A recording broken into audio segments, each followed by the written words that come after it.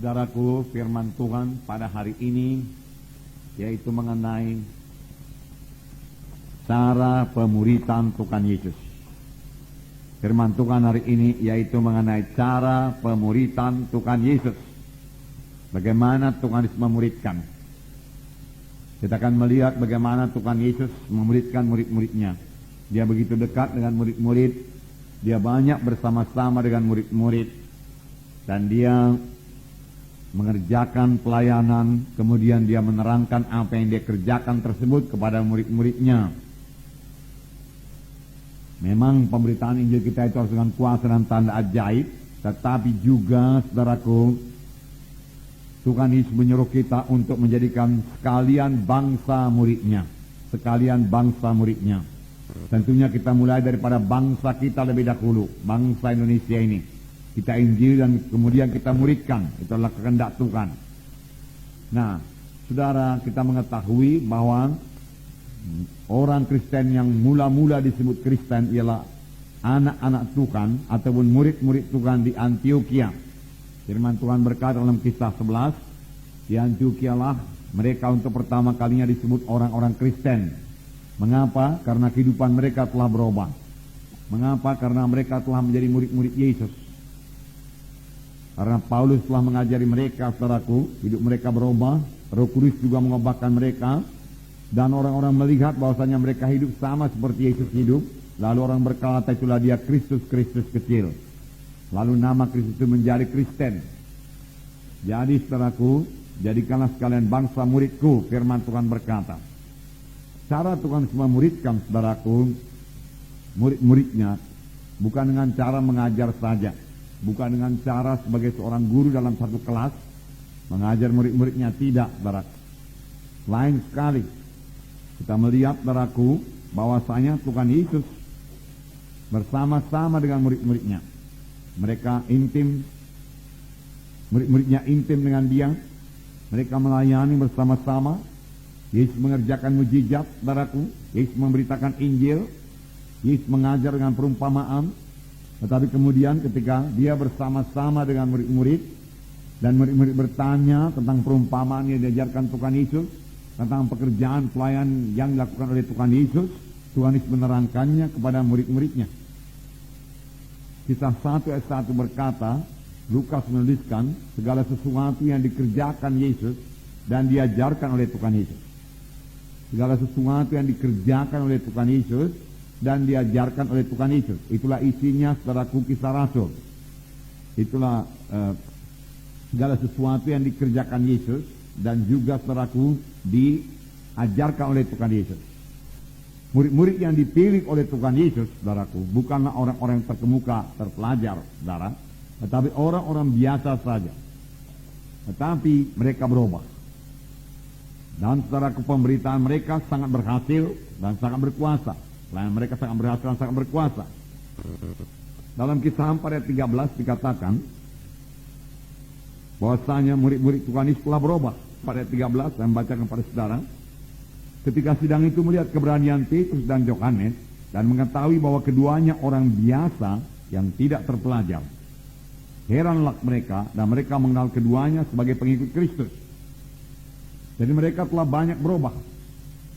Petrus berubah, orang biasa yang tidak terpelajar, kemudian dia mengajar yang sangat berkuasa dalam urapan Tuhan, dan dia memberikan satu pernyataan yang luar biasa.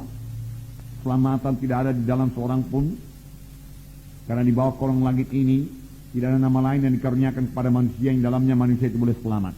Dan ketika sidang itu melihat keberanian Petrus dan Yohanes dan mengetahui bahwa keduanya orang biasa yang tidak terpelajar, heranlah mereka itu.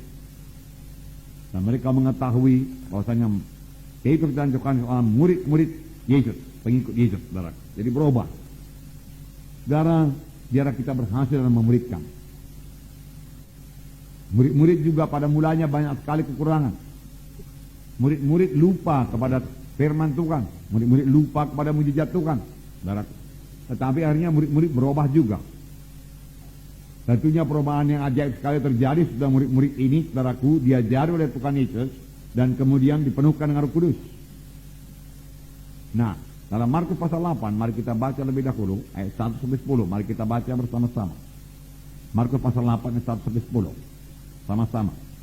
Pada waktu itu ada pula orang banyak di situ yang besar jumlahnya, dan karena mereka tidak mempunyai makanan, Yesus memanggil murid-muridnya dan berkata, hatiku tergerak oleh belas kasihan kepada orang banyak ini. Sudah 3 hari mereka mengikuti aku, dan mereka tidak mempunyai makanan. Dan jika mereka kusuruh pulang ke rumahnya dengan lapar, maka mereka akan rebah di jalan, sebab ada yang datang dari jauh. Murid-muridnya menjawab, bagaimanakah di tempat yang sunyi ini orang dapat memberi roti sampai kenyang? Yesus bertanya kepada mereka, berapa roti ada padamu? Jawab mereka, 7. Lalu ia menyuruh orang banyak itu duduk di tanah. Sesudah itu ia mengambil ke-7 roti itu, mengucap syukur, memecah-mecahkannya dan memberikannya kepada murid-muridnya untuk dibagi-bagikan. Dan mereka memberikannya kepada orang banyak. Mereka juga mempunyai beberapa ikan, dan sesudah mengucap berkat atasnya, ia menyuruh supaya ikan itu juga dibagi-bagikan. Dan mereka makan sampai kenyang. Kemudian orang mengumpulkan potongan-potongan roti yang sisa, sebanyak 7 bakul. Mereka itu ada kira-kira 4.000 orang. Lalu Yesus menyuruh mereka pulang. Ia segera ke perahu dengan murid-muridnya dan bertolak ke daerah Dalmanuta. Ia segera ke perahu dengan murid-muridnya. Jadi Tuhan selalu bersama-sama dengan murid-muridnya. Kalau kita mau memuridkan, saudaraku, kita harus banyak bersama-sama dengan murid-murid kita itu. Banyak mengunjungi mereka, saudaraku. Nah, di sini dikatakan, permulaan ayat ini dikatakan, orang banyak yang besar jumlahnya mengikuti Yesus. Mengapakah mereka mengikuti Tuhan Yesus? Saudaraku, mereka mendengar pengajaran Tuhan Yesus yang luar biasa. Firman Tuhan berkata, pengajaran Tuhan selain daripada pengajaran ahli Taurat dan orang-orang Farisi. Mengapa? Karena Tuhan mengajar seperti orang yang berkuasa. Karena Tuhan mengajar dengan kuasa. Dari manakah datangnya kuasa Tuhan Yesus? Lukas 4 berkata, roh Tuhan ada padaku, ia mengurapi aku untuk memberitakan kabar baik kepada orang miskin, pembebasan pada orang tertawan, kelepasan pada orang terikat. Ya. Dan memberitakan tahu rahmat Tuhan telah datang. Ya, dengan apakah Tuhan melayani, saudaraku? Dengan urapan Roh Kudus. Roh Kudus yang sama mengurapi kita sekarang. Amin, saudara. Jadi kita bisa melayani dengan urapan Roh Kudus. Saudaraku, mohonlah urapan Roh Kudus dalam pelayanan saudara. Dengan urapan Roh Kudus, saudaraku, firman Tuhan menjadi berkuasa. Karena firman Tuhan berkata, huruf itu mematikan, tapi roh itu yang menghidupkan. Tanpa urapan Roh Kudus, firman Tuhan yang kita bawa beritakan mati saja. Sesuatu yang mati tidak akan bawa kehidupan. Tetapi firman Tuhan yang hidup dan berkuasa karena urapan Roh Kudus, saudaraku, akan membawa jiwa-jiwa kepada keselamatan. Jadi pemberitaan kita, saudara, harus disertai dengan urapan Roh Kudus.